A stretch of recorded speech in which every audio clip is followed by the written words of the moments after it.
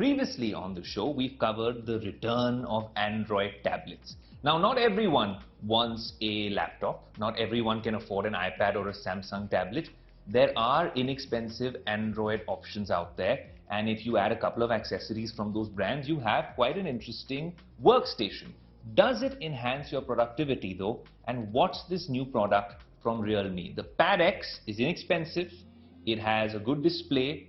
It has a bunch of features which are Apple-esque and can do a lot of cool things which I think can enhance your productivity. But is that really true? Does it pass the litmus test? Well, let's find out. So, personally, I've always preferred carrying a tablet more than carrying a laptop around with me. And sitting in a cafe where you can easily do your work on a device which is much lighter than a regular laptop, obviously you would want to prefer a tablet. This one is the Realme Pad X.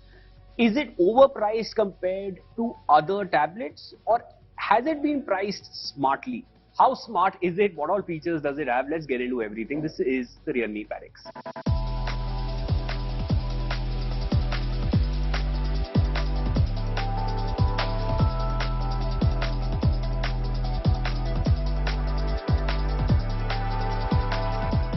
The first thing that I noticed was the weight of this tablet.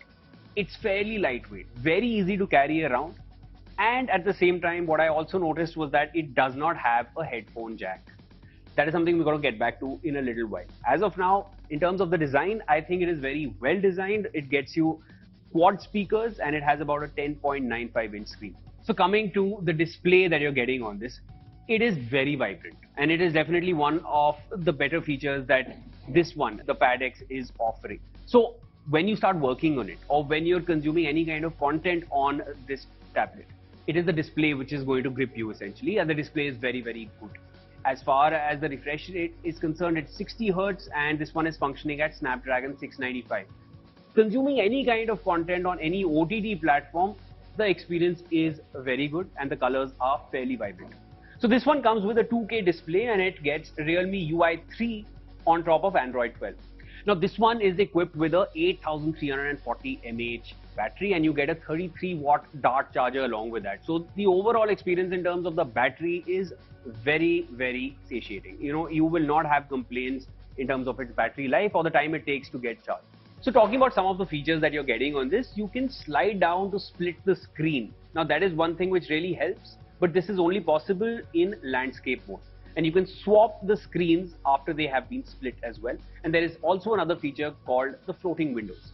With the floating window, you can essentially keep one window in small and you can continue working with everything else that the tablet is offering.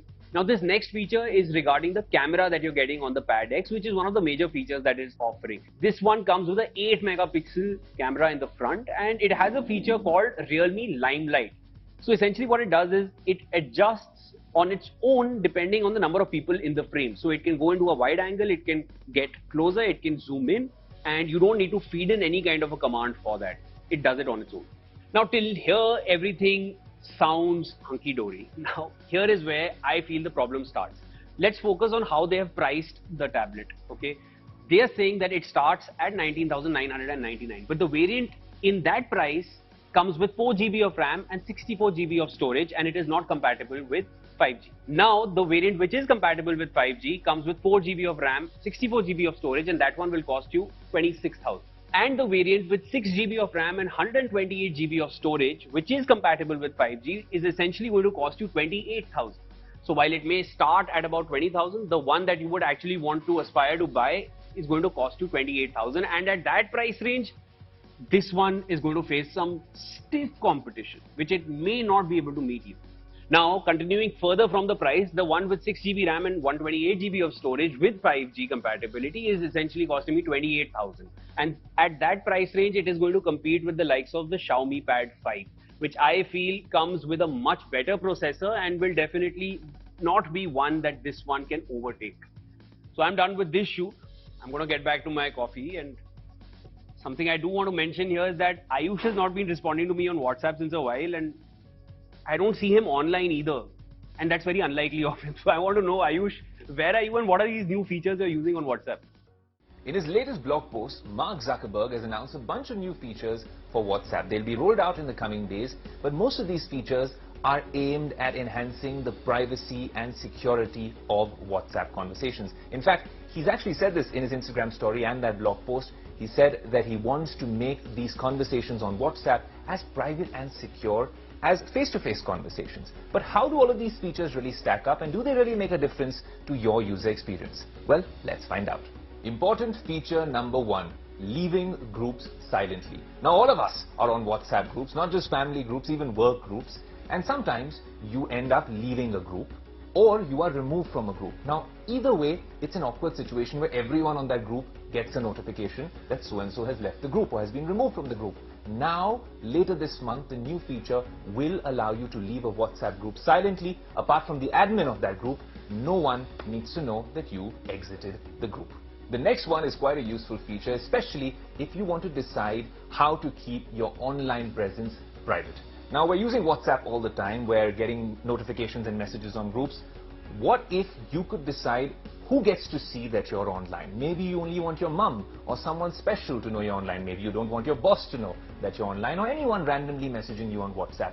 That is a feature which will also be rolled out later this month, and I think that would be quite a useful one, because earlier you could decide who gets to see when you were last seen online, and that could be someone from your contact list, a bunch of people on your contact list, or everyone in general. Now it's a lot more specific. You can decide which particular person knows you're online. This is a useful addition, and of course, we'll see this later this month.